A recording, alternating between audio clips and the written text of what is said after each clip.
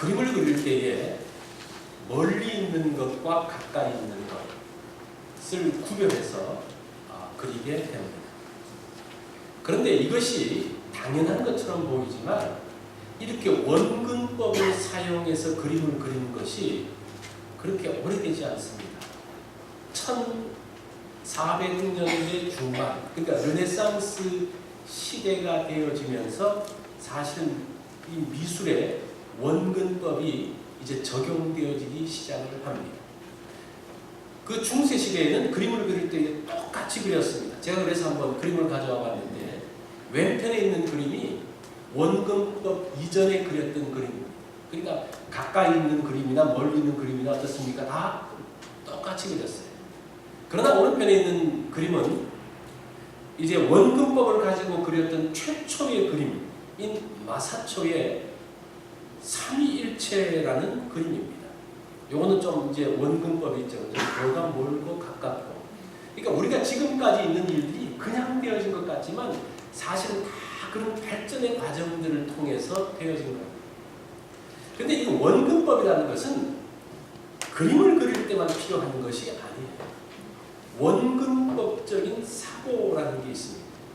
그러니까 멀리 있는 것과 가까이 있는 것을 구별하는 것, 중요한 것과 중요하지 않는 것을 구별하는 것입니다.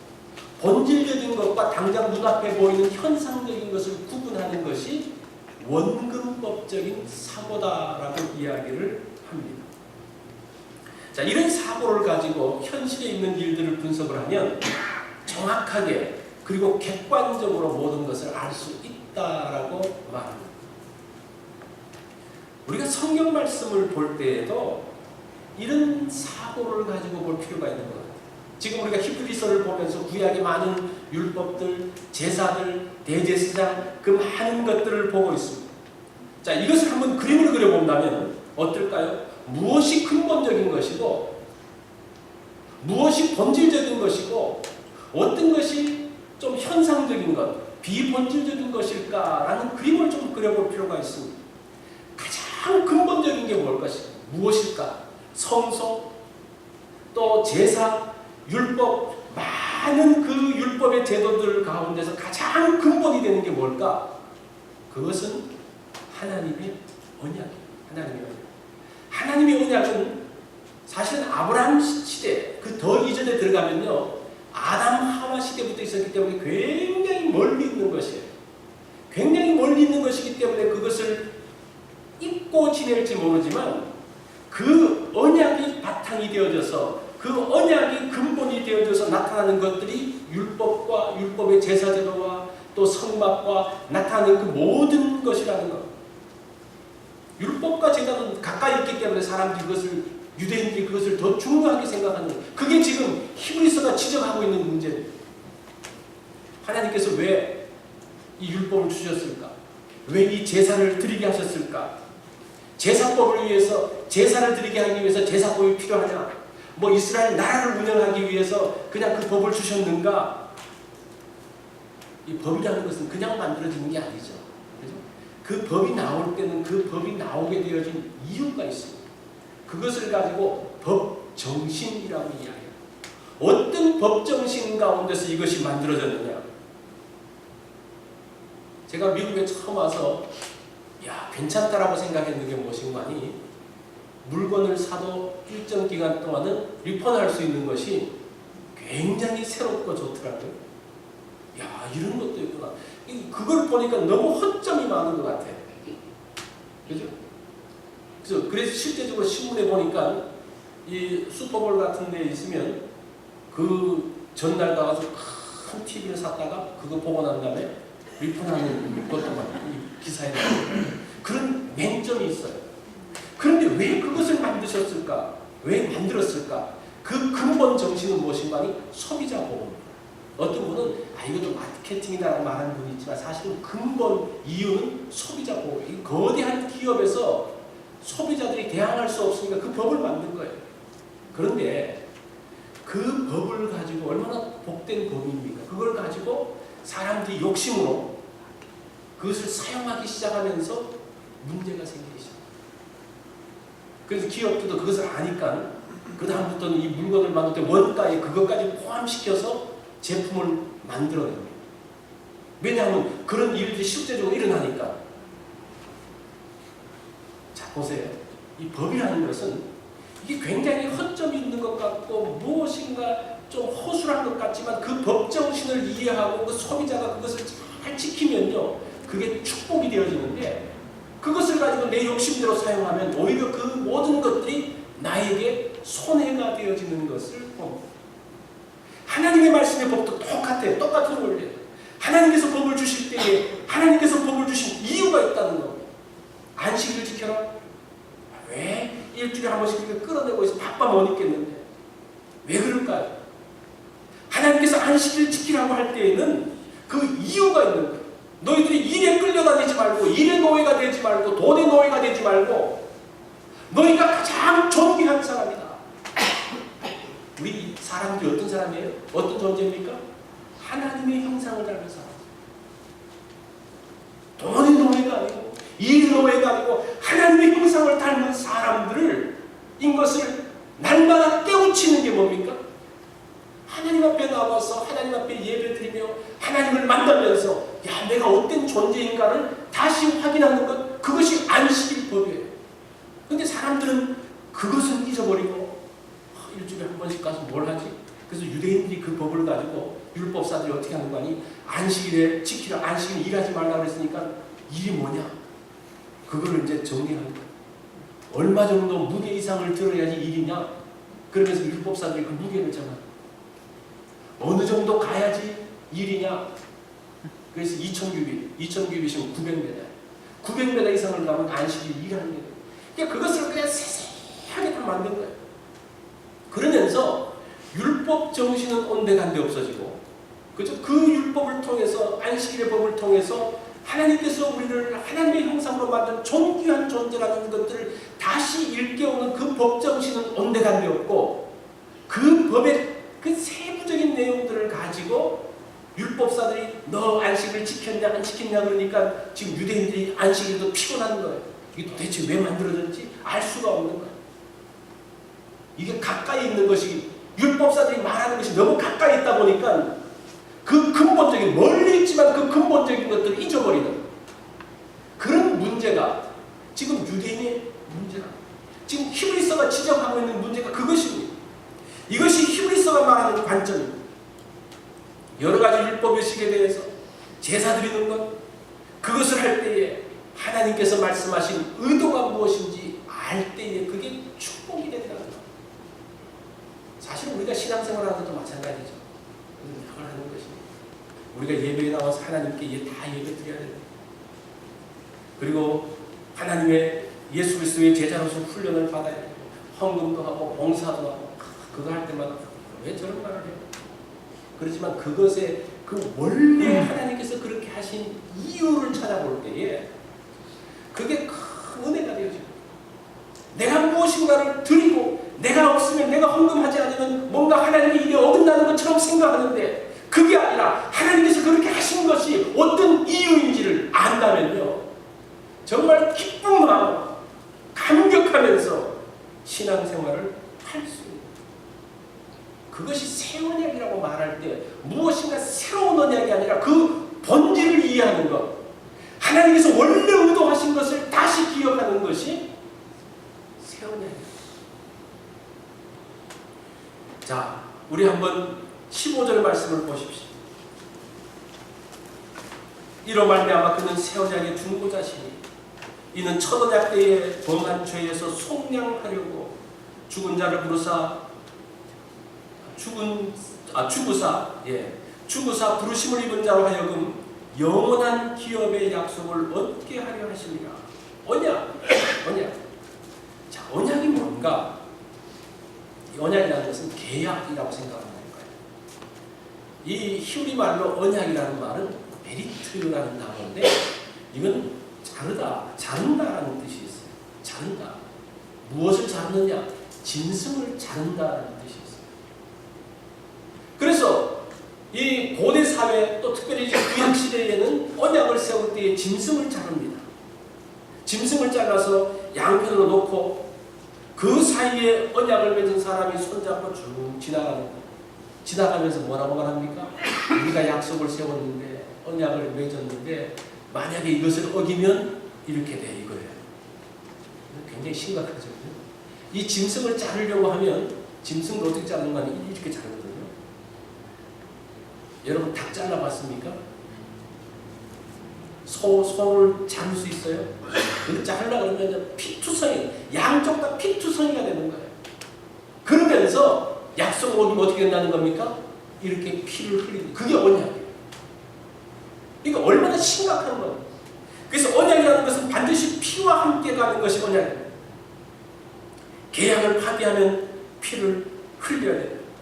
죽는다는 이게 성경이 말하는 언약의 개념입니다. 하나님 말씀을 어기는 것 계약을 파기하는 거죠. 그러면 피를 흘려야 돼요. 하나님의 말씀을 어기는 것이 죄잖아요. 죄 지은 사람은 어떻게 됩니까? 피를 흘린다는 거. 생명을 내놓아야 된다는 거. 이것이 그 이스라엘 사이에서는 굉장히 심각한 이슈로 죄를 짓는 것이 얼마나 심각한 것으로 나오는 것. 근데 한국 사람들은 죄를 짓는 것이 별로 심각한 이슈가 아니에요.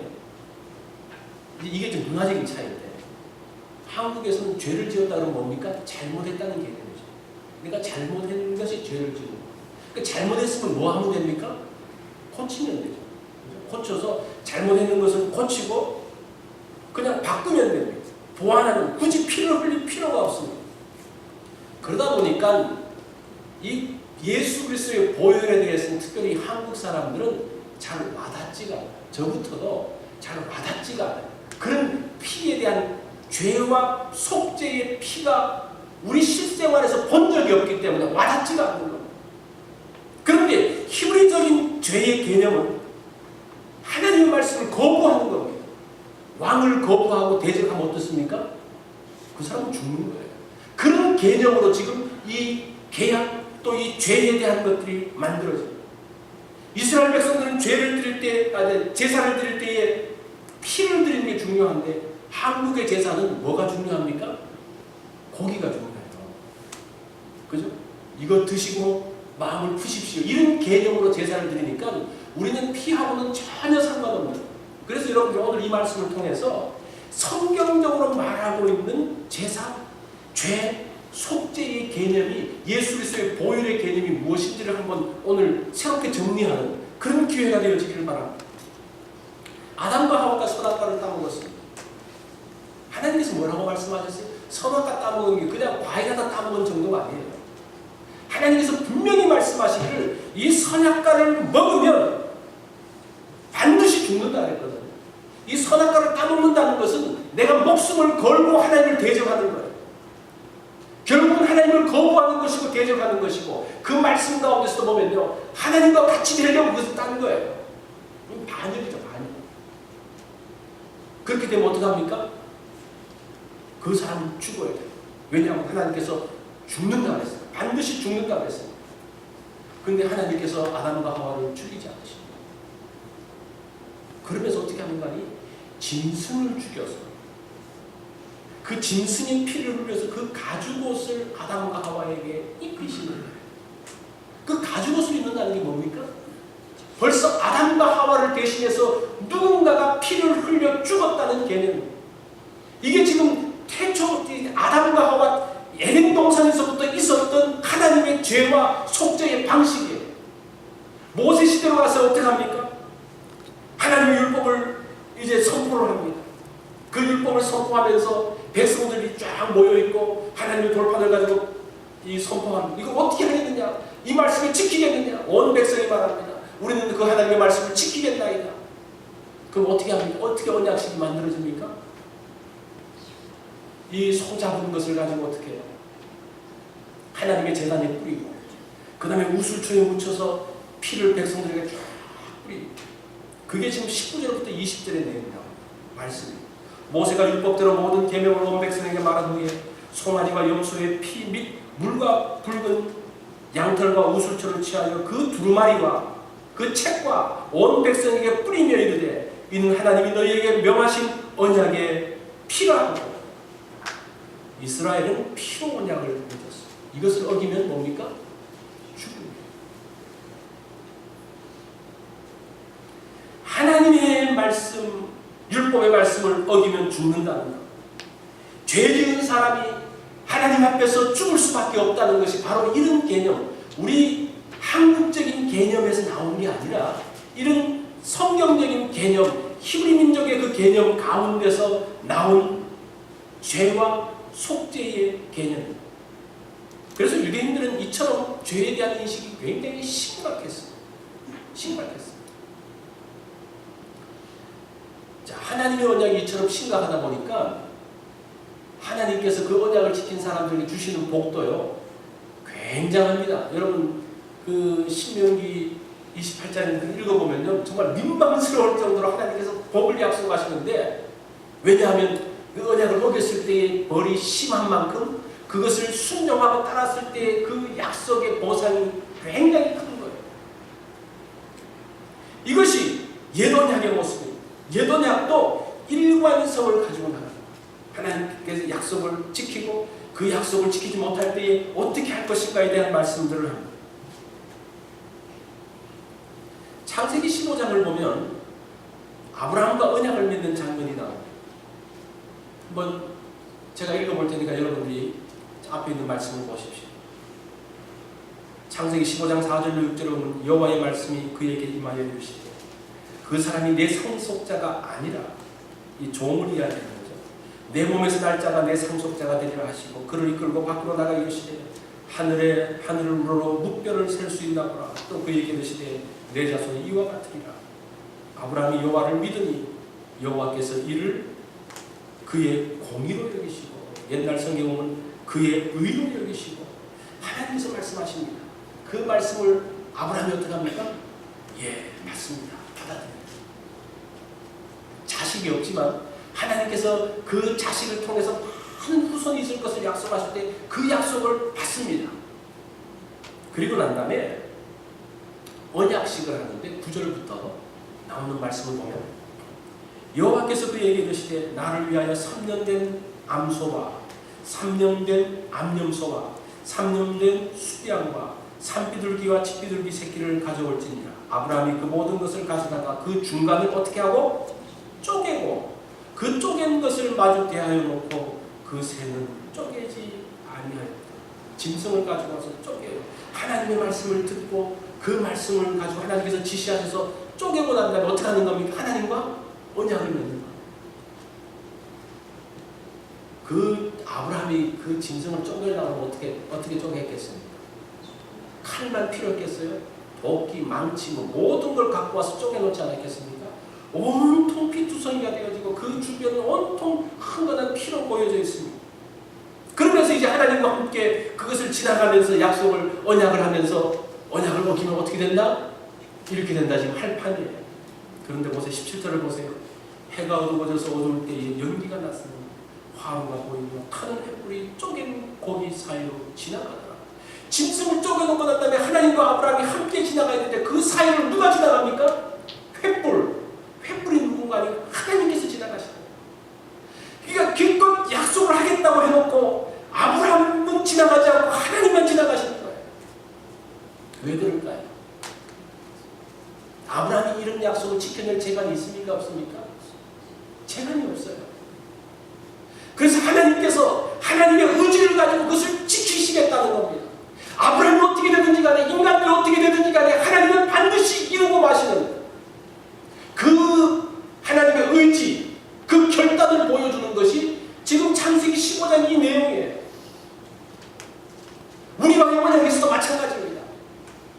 그래서 이 언약은 쌍방 언약에서 시작했지만 결국은 언약을 맺을 때 어떤 언약으로 바뀌어집니까? 일방적인 언약 디아데케로 바뀌어지는 거예요.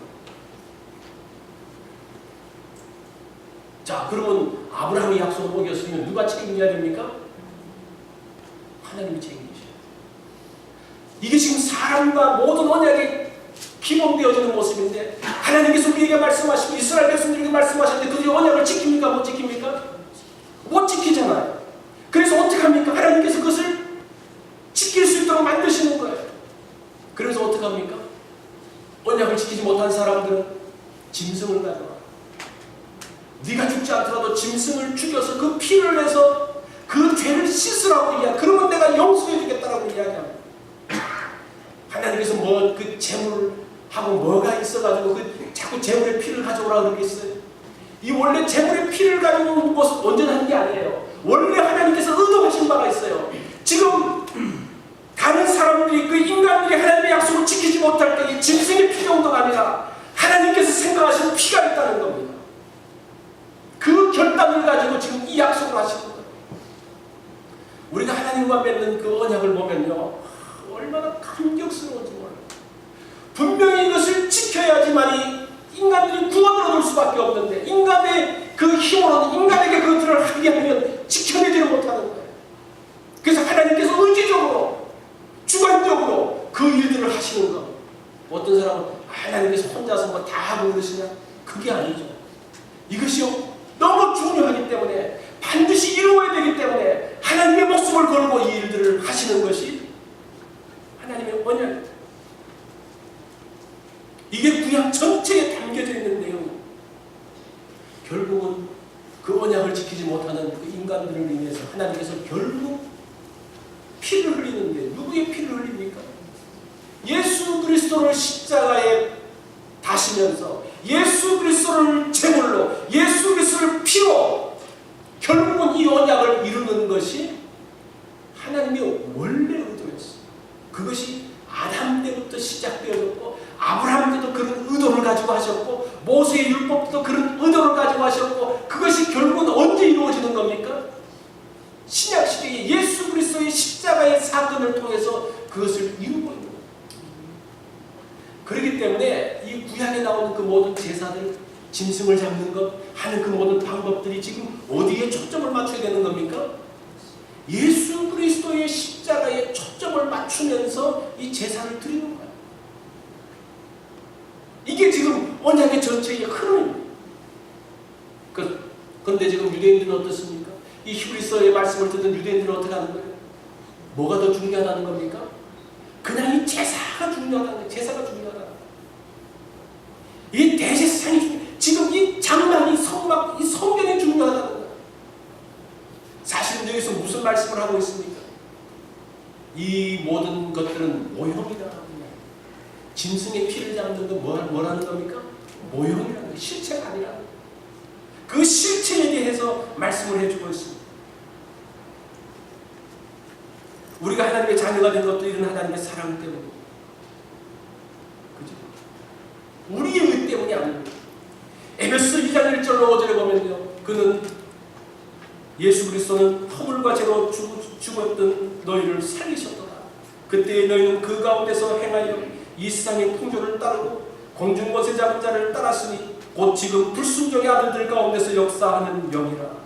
전에는 우리도 다 그 가운데서 우리의 육체의 욕심을 따라 지내며 육체와 마음이 원하는 것을 하여 다른 이들과 같이 본질상 진노의 자녀이었더니 긍휼이 풍성하신 하나님, 우리를 사랑하신 그 큰 사랑을 인하여 허물로 죽은 우리를 그리스도와 함께 살리셨고. 왜 구원의 길이 예수 그리스도가 여기 나옵니다. 왜 예수 그리스도가 구원의 길입니까? 왜 다른 것은 구원의 길이 아닙니까?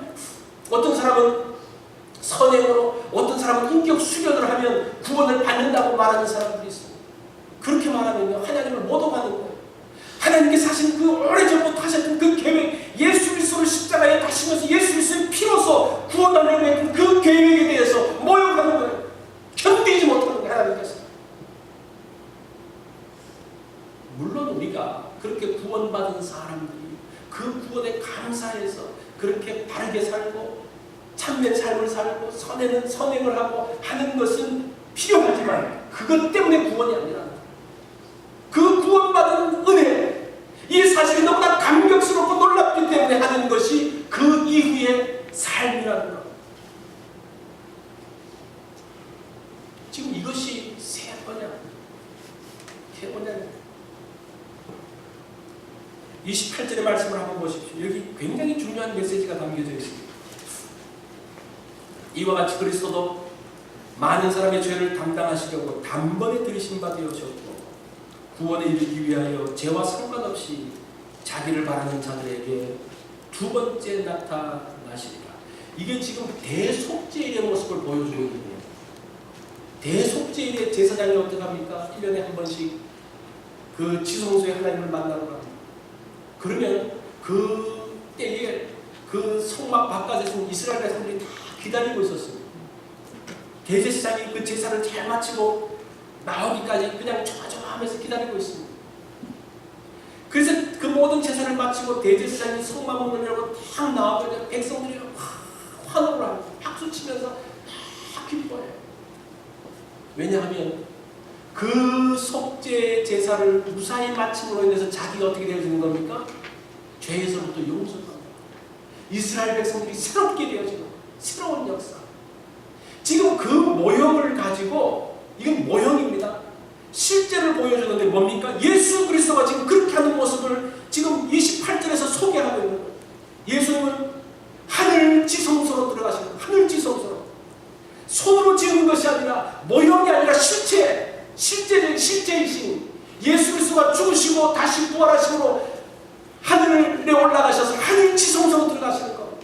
거기서 하나님을 만나서 우리의 그 모든 죄들을 위해서 중보하시고 하시다가 다시 마치 제사장이 성막문을 열고 나오는 것처럼 다시 대제사장이신 예수 그리스도가 오시는데, 다시 돌아오시는데, 그때가 언제라는 겁니까? 재림입니다. 마치 이스라엘 백성들이 기다리고 있듯이 그 나오는 대제사장에서 환호하면서 기뻐하면서 즐거워하는 것처럼 그 재림의 때가 어떤 때라는 겁니까? 우리 믿는 사람들 기쁨과 환호와 즐거움의 때라는 거예요. 많은 분들이 재림 그러면 두려워하는데 우리 믿는 사람들 그런 세상이 새롭게 돼. 그래서 이 원리대로, 대속죄의 원리대로 세상이 새롭게 되어져요. 우리가 새롭게 되어져요. 그것을 기다리는 모습을 지금 여기에서 말씀을 하고 있습니다. 우리가 먼 그림으로 그것을 봐야 돼요. 제가 원근법에 대한 말씀을 드렸죠. 지금 당장 눈앞에 보이는 건 어떻습니까? 우리 앞에서 직장 생활하면서 또 사회생활하면서 여러 가지 가정의 일들을 하면서 여러 가지 일들에 막 부딪히고 이렇게 하면서 당장 눈에 보이는 것 때문에 우리가 낙심하고 힘들어하고, 그런데 우리가 멀리 바라봐야 될 것이 무엇입니까? 이 예수 그리스도의 재림, 예수 그리스도의 재림을 통해서 우리를 새롭게 하시는 그 새로움의 은혜, 그 근본적인, 그 본질적인 것들을 바라보면요, 그것을 알게 되어지면 지금 가까이서 일어나는 일들을 우리가 웬만하게 극복해낼 수가 있어. 거기에 파묻히지 않을 수가 있어. 그 주님의 약속을 붙들고 살 수가 있어요. 우리의 인생의 캔버스에 반드시 그 그림이 있어야 돼요. 가까운 데는 이런 모습 저런 모습도 있지만, 멀리 있지만 거기에 반드시 무슨 그림이 있어야 돼. 다시 오실 예수 그리스도의 모습이 반드시 있어야 돼요. 그러면 우리의 삶이 패배하지 않습니다. 언약이라는 것은 결혼과 같다는 생각은, 결혼. 사랑하는 여인을 맞이하기 위해서 전 세상에, 이 세상에 있는 모든 여인들을 다 포기하고, 그죠? 다 포기하고 일하는 사람. 하나님 언약도 마찬가지예요. 세상에 많은 것도 있지만 언약을 맺으면서 하나님만 선택하고. 이런 선택을 할 때 어땠습니까? 슬퍼하면서 선택합니까? 난 해서는 안 되는데 하면서 선택을 해요. 기쁨으로, 즐겁게, 기꺼이 하잖아요. 이게 원래 결혼의 모습이에요. 그런데 결혼 생활하면서 어떻습니까? 힘들고 그러면 뭐예요? 아, 내가 왜 이런 선택을 했던 거? 내 발등 내가 찍었지? 그러면서 이게 타락이에요, 타락. 이게 타락이에요. 왜냐하면 원래 그 정신을 잃어버린 게 타락이잖아요. 원래 그 기쁨을 잃어버린 게 타락이에요. 우리가 예수 믿는 것도 족쇄 찬 것이 아닙니다. 하나님께서 우리를 복되게 하시기 위한, 우리를 복되게 하기 위한 하나님의 결단, 하나님의 희생을 아십니까? 그걸 아세요? 언약에 하나님의 모든 것을 거셨습니다. 모든 것이죠. 정말 모든 것이죠. 아들의 생명까지 걸었으면 다 본 거예요. 그죠? 내 목숨 건 것보다 훨씬 더 많은 것을 건 거예요. 그 언약 때문에 우리가 하나님의 자녀가 되고 우리가 천국 백성이 되고 그 언약의 특권, 그것을 우리가 누리면서 하는 거예요. 그것을 지금 기억하라.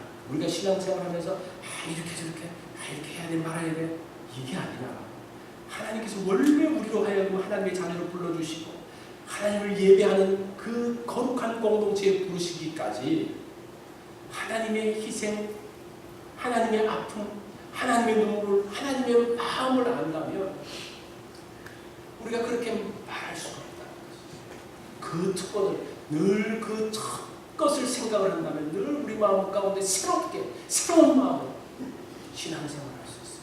새롭게 우리가 살 수 있습니다. 이것이 새 언약. 예수 그리스도가 그래서 새 언약의 중보자가 되십니다. 이 특권을 여러분이 누리시기 바랍니다. 우리 다 같이 기도하겠습니다.